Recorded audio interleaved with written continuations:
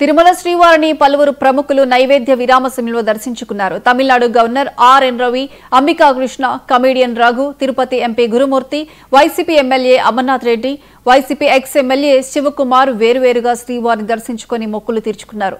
దర్శనం తర్వాత రంగనాయకుల మండపంలో వేద పండితులు వేద ఆశీర్వచనం అందించగా ఆలయ అధికారులు తీర్థ ప్రసాదాలు అందజేసి శేషవస్త్రంతో సత్కరించారు.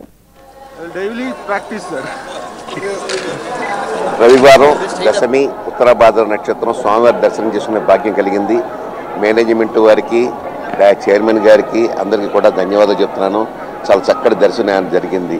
కాకపోతే నేను చైర్మన్ గారికి కూడా మొన్నసారి కూడా చెప్పుకున్నాను, ఈ వరాహస్వామి దేవస్థానంలో రాత్రి 9 గంటలకే దర్శనాలు మూసేస్తున్నారు.